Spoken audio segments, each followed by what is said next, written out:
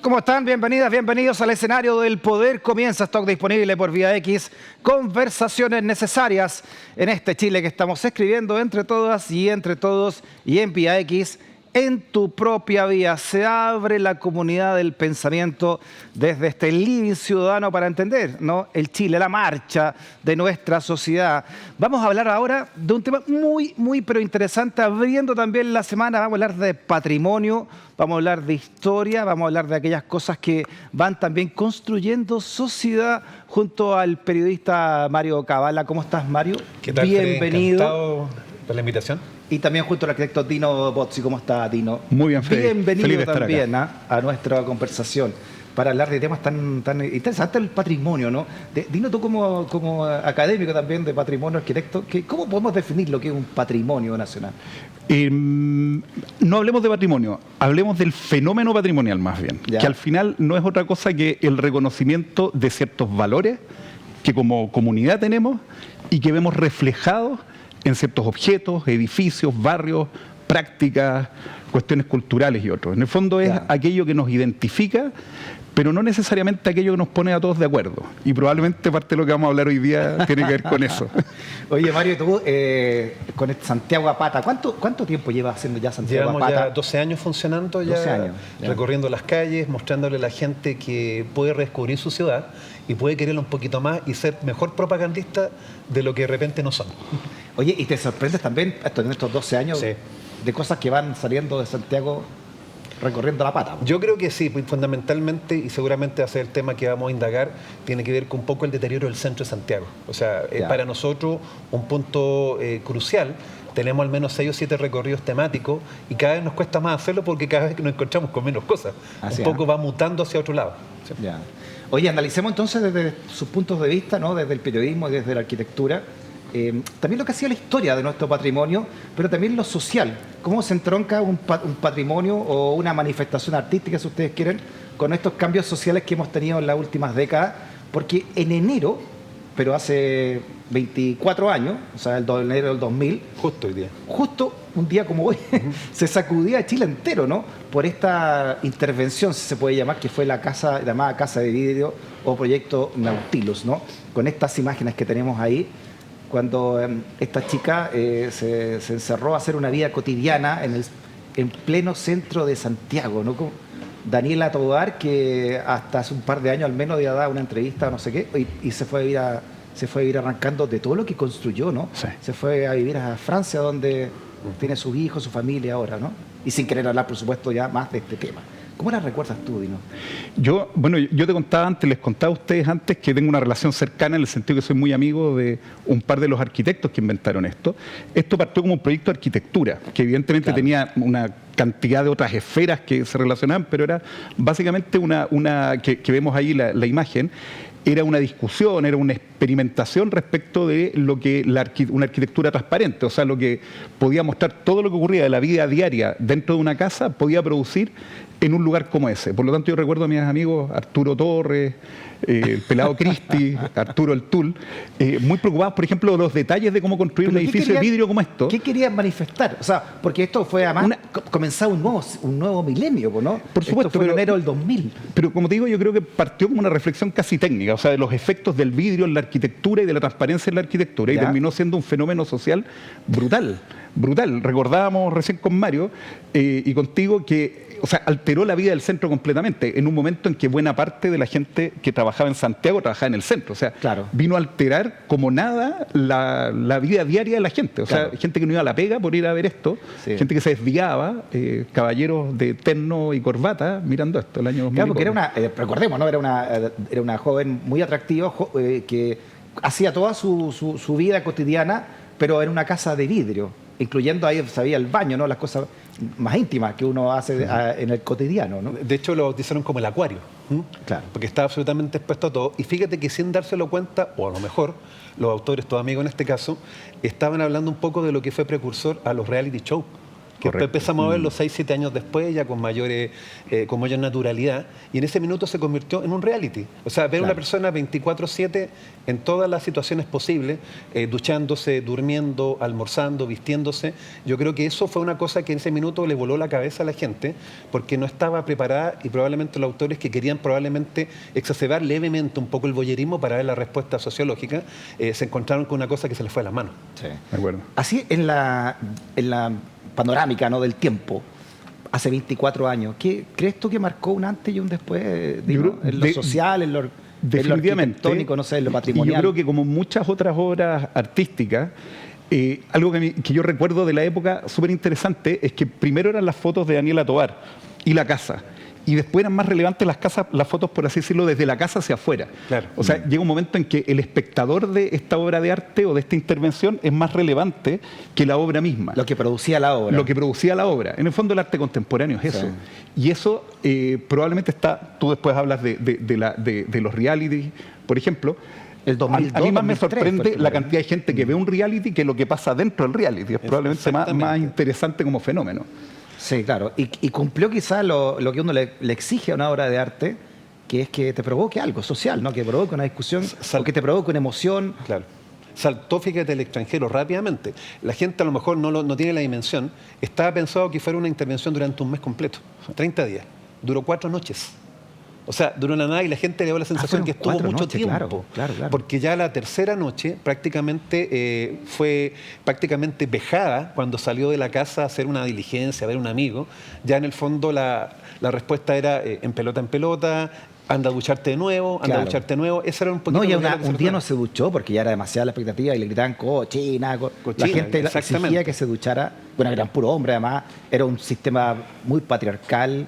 Totalmente. Todo lo que se producía, ¿no? En torno a ello, mira como este es un vecino ahí, ¿no? Que Claro. empezaban a mirar. Una niña. Estaba de la mano una niña. Sí. Claro que sí. Con una niña. Oye, además es interesante el momento en que se da no solamente el cambio de milenio que se producía, sino que también el cambio de gobernante que se producía. Salía Eduardo Frei y había sido electo el que en ese momento era el primer presidente marxista después de Salvador Allende, que todo el mundo decía va a llegar un socialismo, el socialismo vuelve a entrar a la moneda, ¿no? Que al menos es lo que se esperaba, o bueno, de Ricardo Lagos, ¿no? Sí, en ese ahora, momento. había ese cambio político y también yo estaba pensando, por ejemplo, respecto del centro que era en esa época. Yo mencionaba recién que, por ejemplo, la gran mayoría de quienes trabajaban en Santiago trabajaban en el centro de la capital. Era un centro donde vivía mucha menos gente que la que vive hoy día. Era un centro de otro carácter, era un centro al que se iba a trabajar y Más después uno se retiraba. Por lo tanto, Dino, disculpa, de hecho, ese sitio era Ariazo. el sitio donde era se hizo Ariazo, eso. hoy día hay una especie de mall, un pequeño mall en ese lugar. Y pensemos que, lo que les digo, o sea, en esa época vivía muchísima menos gente que la que vive hoy día en el centro de Santiago. Trabajaba mucha más gente y vivía menos. Menos habitacional. O sea, claro, hoy día el centro de Santiago tiene más habitantes que los que ha tenido en su historia. Eso es algo que nos cuesta a nosotros verlo, porque tenemos esta imagen, un poco mencionaba Mario, del deterioro del centro, pero hoy día había mucha más gente que antes. Entonces, el centro era el lugar donde se iban a hacer cosas, se iban a ver cosas y después uno se retiraba. Y una de las atracciones increíbles del momento fue esta casa que se comió toda la otra atracción. Yo recordaba, perdón, un poco la polémica que años antes había provocado la instalación de los cafés con piernas en el centro. Sí. Ese era como el gran punto de conversación de la década anterior, si era necesario que estuvieran, la moralidad, etcétera, los teocráticos, o sea, olvídate todo lo que, los lo teocráticos, que de provocó, veras. como te digo, toda esa Me década. olvidé los Y ese era un teocráticos. poco el tema, digamos, el tema de los cafés con piernas, al punto que el café con piernas fue un poquito la progresión un poquito más soft de Ya. lo que eran los cafetoples. ¿Cachai? Claro. ¿Te acuerdas? Los cafetoples en un momento ya dejaron de funcionar, le quitaron los permisos y empezaron los café penas que un poquito veladamente también. ¿Cuándo comienza el café con piernas más o menos? En el año 90, si no me equivoco, con el famoso Barón Rojo, que estaba ahí también en el centro de la capital, y que en el fondo introdujo este fenómeno que las chicas atendieran en bikini. Eso ya era una cosa no vistante. No confundir con el otro más tradicional, que el como Claro, el claro. que Porque venía de antes uno antes, ¿no? iba a una cafetería a tomar café. Esto era el pretexto en el fondo para ver a las niñas, y ahí se instalaba todo el tema del voyerismo, que como lo comentábamos anteriormente, no funcionó al revés, digamos, cuando se instaló un café con piernas para mujeres, no dio el mismo resultado. De hecho, el café con piernas tradicional sigue funcionando, quizás ha decaído un poco, porque hoy día está todo un poquito más obvio. Y lo que quiero también hacer como acento es que no habían redes sociales en ese época. Claro. Imagínate lo que habría sido hoy día la Casa de Vidrio, Daniela Tovar, en redes sociales. El hashtag Daniela Tovar o hashtag A Casa ver, de Vidrio te sería cambio la golazo. pregunta o la reflexión, ya que sacaste este tema de las redes sociales. ¿Qué pasaría hoy con un proyecto así? Teniendo en cuenta lo que significa la red social y que la gente ya se da a conocer más abiertamente dentro de una red social. ¿Qué pasaría con un fenómeno? Mira como lo que ocurría hace 24 años, en un día como un verano como el de hoy, ¿no? En enero del 2000. ¿Se produciría este efecto, crees tú? Totalmente. O sea, yo creo que de una manera explosiva que nosotros no dimensionamos en este minuto. O sea, Daniela Tovar sería una rockstar probablemente a nivel mundial. O sea, con pequeñas cosas, así como fue Greta, la chica que conocemos nosotros, Daniela sería en este minuto, como te digo, una rockstar, no tengo ninguna duda, digamos, malamente quizás por estas razones. Pero visto en el Chile de hoy, no sé hasta qué punto ya se entraría el morbo. Lo que sí tengo claro es que a lo mejor nos estaríamos preguntándonos si era una mujer. Probablemente podría ser un hombre o un transgénero. Esa sería quizá la pregunta. ¿Por qué no un transgénero en vez de una mujer? Digamos, claro. Digo yo. Oye, Dino, y te lo pregunto también desde lo patrimonial. No sé dónde está la casa de vidrio esto, porque la casa está de vidrio guardado, está ¿no? tú dices el objeto. O sea, ¿Tú sabes lo que pasó? ¿Quién nos deja? No, ¿tú sabes lo que pasó con el objeto? ¿No? Después lo compró Roberto Edwards. Sí. Lo compró en 7 millones de pesos, probablemente. Del Mercurio. Sí, exactamente, el fotógrafo. No el Mercurio, el de la revista Paula. Sí, no, pero el hermano aficionado. El hermano aficionado. El hermano aficionado. El díscolo de la familia. Compró 7 millones de pesos con la intención, incluso llamó a Daniela Tovar para proponerle que quería hacer una escultura. Porque no sé por qué razón quería tener la casa de vidrio y la escultura de Daniela Tovar. Algo que no funcionó porque ella no estaba ni ahí con los temas en este minuto. Pero en el fondo creo que fue por un tema económico que probablemente los arquitectos... O sea, ¿existe aún esta pecera, esta casa, este Nautilus? ¿Existe todavía en la casa, en alguna bodega? En alguna parte está, digamos. Ahora, reinstalarla hoy día, no sé, podría ser de repente una cosa muy interesante. ¿Y cataloga como patrimonio, crees tú, esta casa? ¿Con todo lo que significó y lo que sigue significando? Yo creo que a estas alturas probablemente sí. El patrimonio instantáneo no existe, no es que una cosa porque ocurre pasa a ser patrimonio. Como te decía antes, hay una construcción valórica en torno a unas experiencias compartidas que son fundamentales, pero seguramente fue un fenómeno, o es, porque existe esta memoria. O sea, estamos los tres conversando acá y en la casa la gente estará recordando lo que les produjo. Objeto de Exacto. culto. Sí. De ahí a entender que algo es patrimonio hay dos pasos. Lo que sí pasa acá hay algo que yo encuentro que es interesante y es que el objeto que estará guardado en esa bodega, no tenemos idea, el objeto no existe. Por eso yo te decía al final, el fenómeno a veces es más relevante que el objeto. No es que no exista, los vidrios están guardados en algún lado. Pero para nosotros, como cultura, como país, parece que es más relevante la experiencia que vivimos en ese momento que propiamente el objeto. O sea, a mí en lo personal me encantaría saber dónde está y creo que hay una puerta ahí. Tú, si me estás escuchando. Cataloga esta casa de vidrio, catalogaría el objeto como una obra de patrimonio nacional. No todo el arte es patrimonio, pero como te digo, con todo eso que hemos construido como sociedad en torno a ella, yo creo que sí, definitivamente. Oye, recordemos algunas polémicas también, porque te voy a preguntar después a raíz de otra cosa que está ocurriendo hoy con un patrimonio. Esto es lo que pensaba Pedro Lemebel, fíjate. Sí. No me gustó que una mujer viviera en la Casa de Cristal, señalaban esta nota de las últimas noticias, ¿no? Comentando este proyecto artístico. Dice el escritor que habría preferido, en vez de Daniela Tovar, la vivienda hubiese sido habitada por los arquitectos y su esposa, dice Pedro Lemebel. Esto es interesante cuando el arte da para también reflexionar sobre la sociedad que estamos viviendo. Que eso es lo que también uno espera del arte, ¿no? En toda su magnitud también, ¿no? Cuando te provoca. O sea, ahí vamos nuevamente a la reflexión de lo que es cultura y lo que no es cultura. O sea, está el ejemplo de la casa de vidrio, otras cosas. Hay una línea todavía un poquito bien delgada con respecto a lo que uno puede adjudicar lo que es cultural y lo que no es cultural, digamos. ¿Hasta qué punto hoy día uno se da la libertad de hacer una intervención artística de lo que se le dé la gana y le pone el mote de cultura? Me acordé de Baby Bump en este minuto, por ejemplo. Que también salió a partir de esto. Claro, entonces, eso es cultura, no es cultura, es arte, no es arte. Entonces, oye, pero diste el clavo para el siguiente tema que vamos a hablar, Mario. Precisamente de eso, ¿no? Y lo traemos al presente, al 2024, a enero del 2024, que es lo que está ocurriendo ahora afuera nuevamente del Museo de Bellas Artes con esta, ¿cómo llamámoslo, no? Esta roca, esta papa, ¿no? Este huevo, porque es una estructura que adentro tiene ahí una escultura. Dino.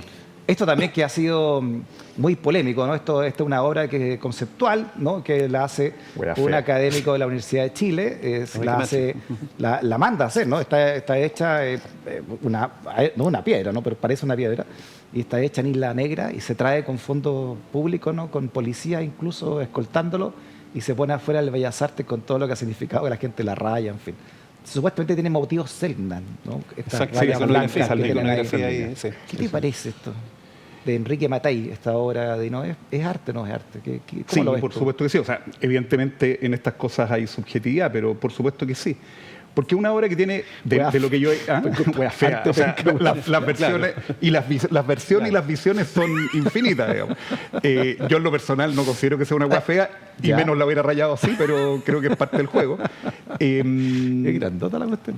Tiene una cosa bien que es súper interesante.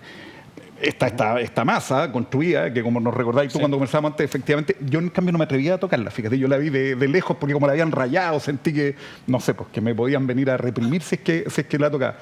Pero debajo de eso está la escultura de Rebeca Mate, Claro. que está en el O sea, fronte. adentro de eso. Es Y como por lo un tanto, huevo. no solo es el objeto en sí mismo, sino que hace una reflexión sobre la obra que está cubriendo. Ya. Y yo creo que invita a reflexionar sobre lo que hay debajo. ¿Te fijas? Y por lo tanto, yo creo que eso es apertura de cabeza, darle vuelta a cómo las cuestiones están en nuestra ciudad, cómo se perciben. El vuelo un poquito ahí del autor tiene que ver como el fondo esconder lo cotidiano. En el fondo lo que está claro, lo que está viendo todos los días, no, lo vamos a esconder, a ver un poco qué efecto te puede provocar en este minuto. Él hacía una reflexión también con respecto, citando a Miguel Ángel. Ahí está la escultura, disculpa, claro, que ahí está está Rebeca Unido, la Mate, Gloria y la muerte. que está tapando, digamos. Y hacía una reflexión citando a Miguel Ángel, decía que en el fondo al ver este objeto, esta papa, esta estructura que podría ser de repente piedra, podría ser mármol, etcétera, era como que decía, a ver, Miguel Ángel tiene que haber visto que en esta masa, abajo de esa masa debe estar David. Entonces, Claro. David, hay que quitarle en el fondo esta maleza Claro. que finalmente es toda esta materialidad. Y ahí nos encontramos con la obra. Un Es poco esa es la interesante, ¿eh? reflexión. sí. ¿Se acuerdan Sí. ustedes que había también un artista, no me acuerdo el nombre de él, pero europeo, que envolvía, se dedicaba a envolver Sí, grandes Cristo y esculturas? Jean-Claude. Jean-Claude. Que era su señora. Sí, yo estaba también pensando en esos mismos artistas, porque hay una cuestión que en el fondo esta no es una obra que, por así decirlo, sea la primera en tapar una obra de arte, ni mucho menos. Y además yo te quería comentar que me parece que en los tiempos que hemos vivido recientemente, o sea, esa cuestión que hay en el Parque Forestal, al lado de la plaza, es decir, epicentro del estallido, fue hiperrayoteada durante el estallido, el propio museo también, y por lo tanto yo creo que también establece una reflexión respecto de eso. Es decir, es lo mismo, o ni siquiera, arma la tensión entre la fuertísima intervención, incluso destrucción por lo menos parcial, de un monumento como el monumento a Baquedano, ponte Claro. tú, respecto de que venga un artista y lo cubra. ¿Te fijas? O sea, esa sola dicotomía entre esas dos cuestiones, yo creo que arma una discusión súper interesante que yo me imagino que estará en la cabeza de mucha gente que va a ver esto, que se lo encuentra en la calle. Probablemente tiene que ver también con el tema de lo estático del arte. O sea, finalmente cuando tú tienes una escultura que está ahí desde hace 70 años, no sé, o más probablemente, debe permanecer ahí, o sea, tiene sentido, hay que hacer algo con ella. De repente por eso que mutan, por eso que las cambian de lugar, ¿me entiendes? O sea, el carácter, digamos, mutable que tiene el arte, digamos, también nos permite un poco reflexionar. Al abuelo de Rebeca Mate ya le habían puesto una escultura al lado, ¿se acuerdan? En 1981. Claro, claro. Y le ponen esta silla de playa. Silla de playa. También con el mismo objeto también, ¿no? De cuestionar realmente cuál es el arte o no es el arte o hasta dónde podría estar este arte. Ahí está. Y esta legendaria silla de playa que se vuelve a instalar porque se la roba un grupo de jóvenes rugbyistas, entre los cuales estaba Fernando Paulsen, que venían de una despedida Paulsen. soltero, medio entonado, ¿no? Según cuenta el mismo Fernando. Y pasan por ahí, se la roban y la lanzan al Mapocho. Y aparece entonces la silla que se había perdido, botada en el Mapocho. Un poco la polémica que tuvo esta obra que estamos viendo del Museo de Bellas Artes tiene que ver con el valor, porque se gastaron casi 30 millones de pesos en hacer este experimento. Finalmente, un poquito el grito al cielo, digamos, hasta qué punto uno puede adjudicar ciertos fondos, si vale la pena o no vale la pena. O sea, ¿vale la pena o no vale la pena? Finalmente eso es lo que uno también reflexiona, porque la gente siempre ve como un carácter utilitario de cada intervención artística. Sí. Y probablemente en el 95% de las veces no lo es utilitario. Tiene otro fin, tiene el fin de la provocación finalmente, o la apertura de mente, la reflexión o la mirada, digamos, creo yo. ¿Estás hablando de lo que costó esta estructura de ahora o la que costó la silla de playa? No te hablo ahora, no, te hablo de la papa. Hablemos de la papa. Claro, que costó cerca de más de 20 millones de pesos. Ya, pero que por otro lado, las obras de arte, o sea, a lo largo de la historia de la humanidad, cuánta obra de arte resultó ser irrelevante? La gran mayoría, prácticamente todas. Prácticamente todas las obras de arte son irrelevantes. Son pocas aquellas que permiten que estemos discutiendo hoy día mucho tiempo después. Y evidentemente la escultura de Rebeca Mate ya, por así decirlo, se consagró. Ya, pero ahí te pregunto, Daino, porque es obviamente este huevo que van a hacer la Rebeca Mata de nuevo dentro de este huevo que la cubre, es por un rato, po, porque obviamente la van a destruir, porque no, me imagino que Rebeca Mate va a volver a su gloria y majestad luego, ¿no? Estaba estipulado, perdón, que esto se iba a retirar los primeros días de diciembre. Ese era el proyecto original. Ahora, si sigue, por alguna razón interesante, sigue ahí. Algo ocurrido que permite que la autoridad la mantiene, o que la gente lo pide y qué sé yo. Mira, yo creo que todo esto tiene una cuestión. Estábamos hablando antes del centro de Santiago, ahí estamos hablando de la periferia del centro común de Santiago también. Yo creo que es súper relevante. Y es que a la larga nos interesa como sociedad esto. O sea, pareciera, y por ejemplo esto es una de las cuestiones contradictorias que tiene el fenómeno de intervención del patrimonio en torno al estallido. Los monumentos públicos, un monumento público, una escultura en la calle, como el propio Baquedano, y para qué decir en provincias y qué sé yo, durante mucho tiempo eran un trozo de bronce parado ahí que tal vez alguna entendida local, algo podía contarte una historia. Nosotros mismos Baquedano lo estudiamos en el colegio, pero ¿cuánto lo asociaba ya a esta escultura y qué sé yo? Hoy día somos expertos en Baquedano todos los chilenos. Sí. Hoy día muchos chilenos tenemos la imagen de lo que es Rebeca Mate. Me acuerdo que se había roto primero un dedo, creo, en la carrera esta de auto eléctrico. La Fórmula E. La Fórmula E y tuvieron que restaurarla. El tobillo. Y 2 años después la cuestión estaba entera pintarrajeada. Tal vez habíamos, no sé si yo me pronuncié eso, académicos discutiendo sobre la pertinencia de intervenir el arte y qué sé yo. Probablemente hoy día estamos más tranquilos, cosa que yo como vecino del barrio lo agradezco, o sea, mejor estar más tranquilo, pero yo encuentro eso súper importante.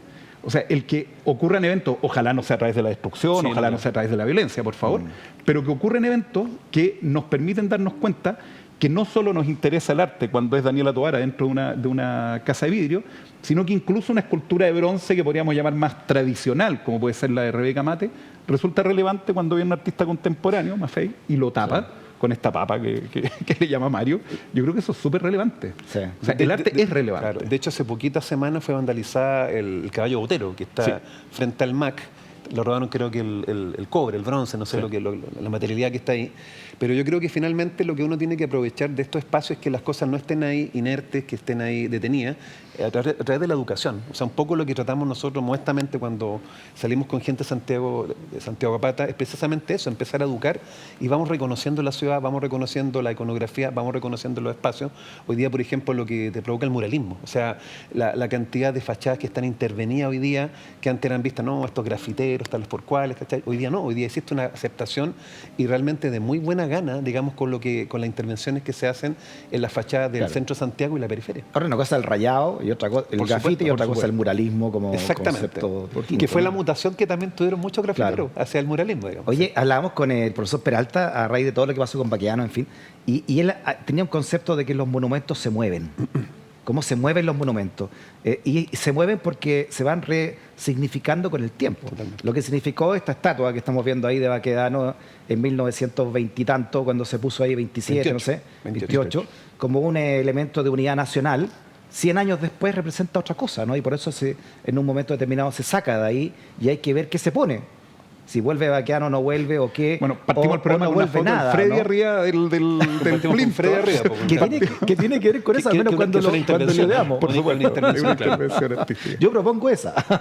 Pero incluso cabe la pregunta de si hay que poner algo. Exacto, arriba. por eso te digo, ¿no? O sea, a ver, evidentemente el fenómeno es complejo, particularmente para los que viven en el entorno y todo. No es una cosa que uno así gratuitamente puede decir, oye, qué fantástico que se sacó Baquedano, porque la cosa es mucho más enredada que eso. Pero ya el solo hecho de ver el Plinto vacío hoy día, yo pasé por ahí en bici viniéndome para el canal, y por enésima vez lo veo vacío, es súper potente. Claro. El Plinto vacío. ¿Significa eso que hay que mantenerlo vacío, que hay que dejar el Plinto ahí? No tengo idea. Y custodiado, ¿eh? Uno tiene que tener permiso de la municipalidad, monumentos nacionales, para poder subirse. No llegar y subirse. No llegar y cruzar. Es un espacio que más va a mutar, porque ya está, como te digo, echando a correr el proyecto. Por supuesto, la Alameda Providencia va a cambiar enormemente, pero eso en el proyecto de los arquitectos a cargo, el Plinto todavía está como Plinto, y yo creo que interesantemente ellos lo estructura que esa estructura de piedra, ¿no? obra por lo demás de García el Postigo, el mismo arquitecto de la Biblioteca Nacional. Por lo tanto, no es cualquier cosa. La obra arriba era el monumento, estaba el soldado desconocido también. Estaba el soldado desconocido abajo. Bueno, pero estos arquitectos representan su proyecto con el Plinto vacío. sin pronunciarse qué es lo que vendrá después. De algo que originalmente iba a ser una explanada solamente, así libre, ¿no? Exacto, Pero... y que iban a correr, Iban a correr. el Baquedano completo se corría. Pero yo creo que también hay algo interesante y es que probablemente, no quiero decir nadie, pero pocos estarían de acuerdo en que esa decisión hoy día la tome solamente una autoridad, solamente un artista o solamente un grupo de arquitectos.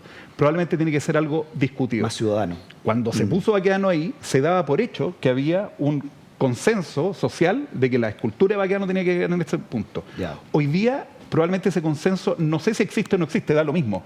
Lo que sí sabemos que existe es la conciencia de que estas cuestiones son objetos públicos, o sea, son Perfecto. objetos de discusión democrática y eso creo que también es interesante. Permítanme hacerle una encerrona al aire. A mi etapa. ¿Ya? Invitarlo a, Sí, claro. a seguir conversando de patrimonio, ¿les parece, no? Absolutamente. Ese patrimonio, pero con vista al presente y al futuro. Siempre. Como para ir entendiendo un poco cómo se va construyendo también nuestra sociedad y nuestras ciudades, ¿no? A lo largo también de Chile.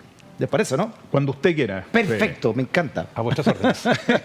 Por Oye, supuesto. Mario, muchas gracias por haber venido. Muy ¿eh? gentil, gracias Santiago por la Apata, invitación. muchas gracias a Dino, también académico, Un gusto. experto en patrimonios también y arquitecto. Muchas gracias por haber venido. La próxima semana entonces seguimos hablando de esto, ¿le parece? Nos vemos, con mucho Gracias. gusto. Hagamos una pausa y seguimos con un momento sípera. No te vayas de la sintonía.